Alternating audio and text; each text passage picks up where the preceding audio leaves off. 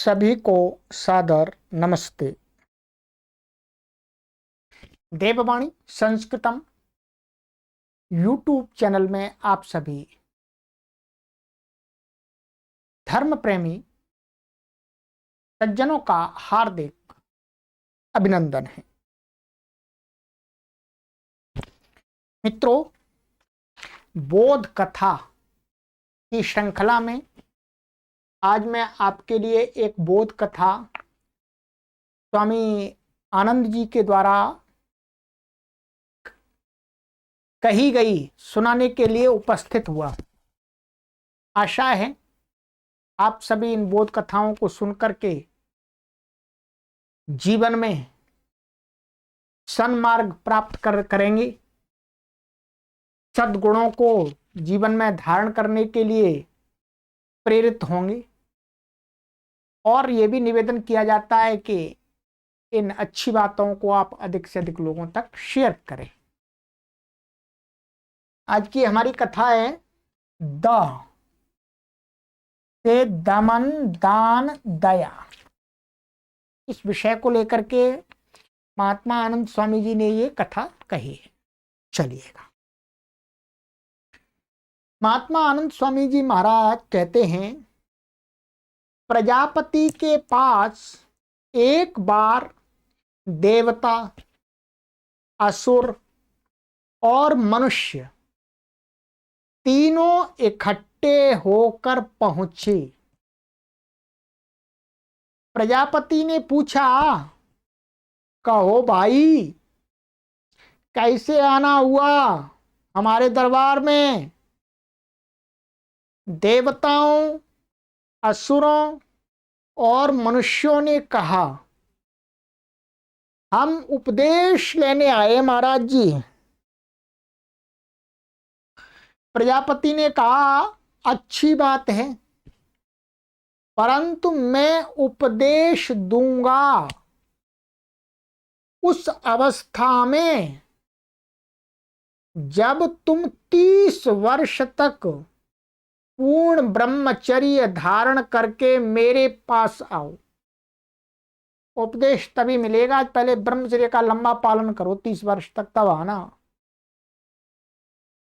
30 वर्ष तक देवता, असुर और मनुष्य ब्रह्मचर्य का पालन करते रहे। 30 वर्ष के पश्चात फिर प्रजापति के पास आए। प्रजापति ने पूछा, क्यों भाई, मेरी आज्ञा का पालन हुआ? अर्थात ब्रह्मचर्य का पालन हुआ कि नहीं हुआ? वे बोले, जी महाराज, पूरी तरह से पालन किया ब्रह्मचर्य का। प्रजापति ने कहा, अच्छी बात है, आगे बढ़ो और सुनो मेरा उपदेश। अब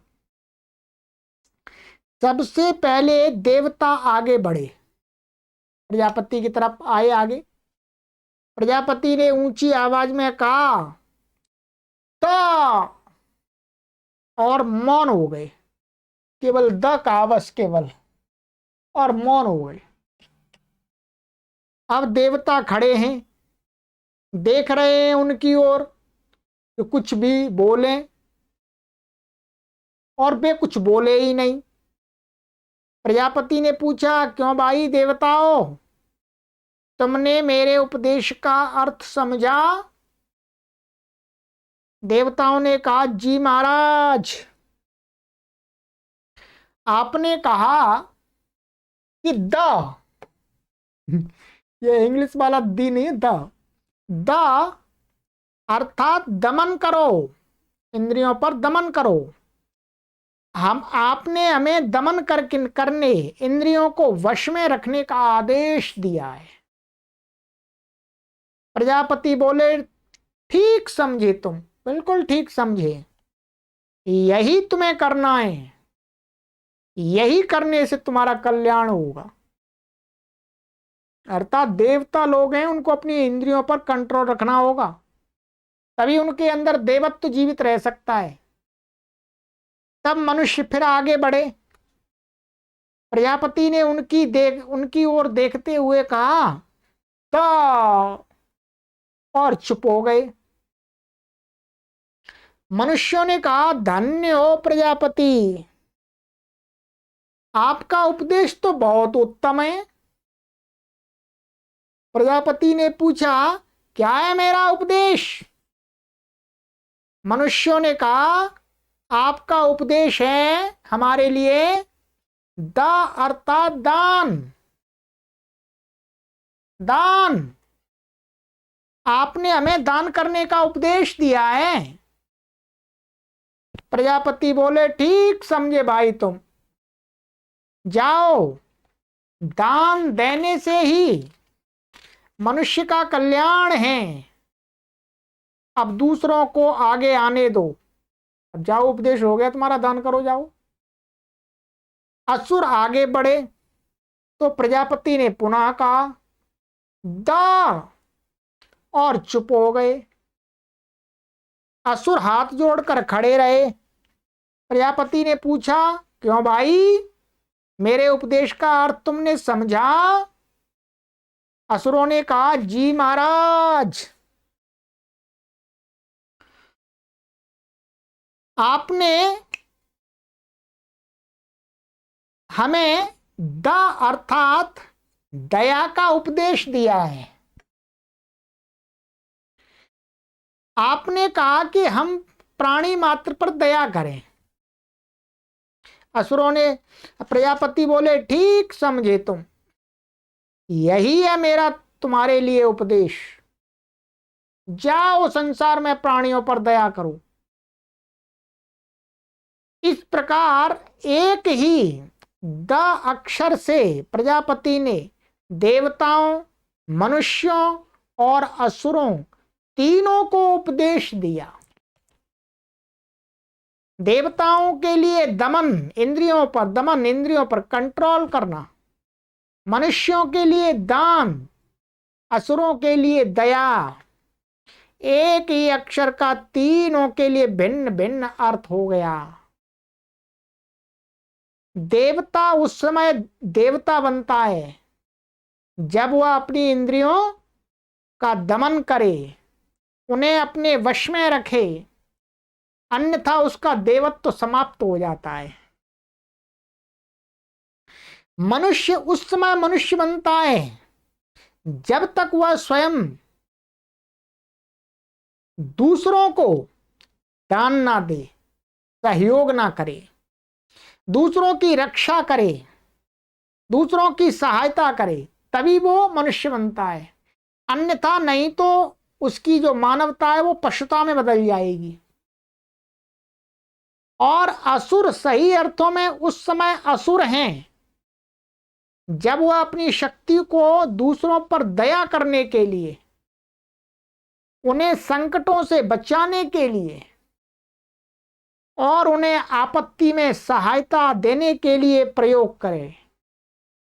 नहीं तो वह असुर नहीं, राक्षस बन जाता है। असुर गलत नहीं होते। असुर संस्कृत का शब्द है, असुर का अर्थ भी होता है अच्छे लोग, राक्षस का अर्थ होता है गलत।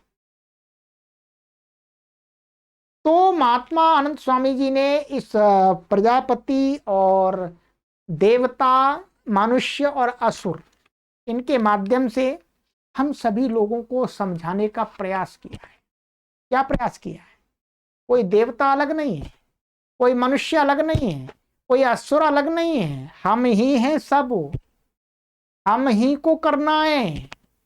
हमें देवता बनना है तो अपनी इंद्रियों पर कंट्रोल करना है। हमें अपने अंदर मानवता को जीवित रखना है तो हमें दूसरों को दान करना है, दूसरों का सहयोग करना है।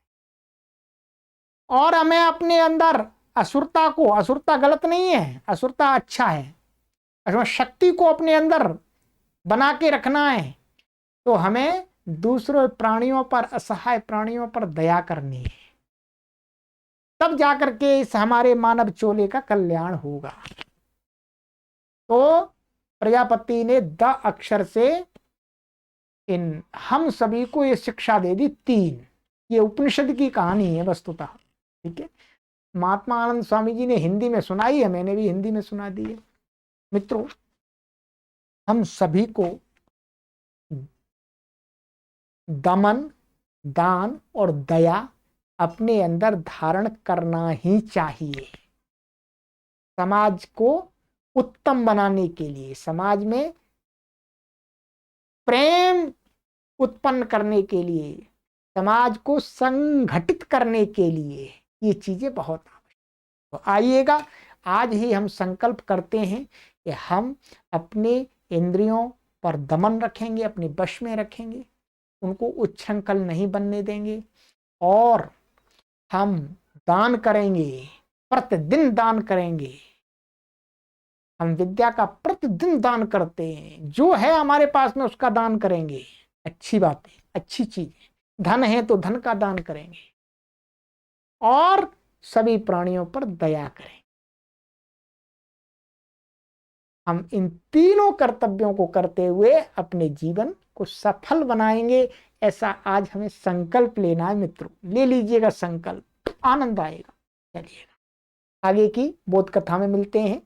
अच्छी लगी हो तो शेयर कीजिएगा अपने परिवार के लोगों को, सगे संबंधियों को, मित्रगणों को। सर्वेभ्यो नमः।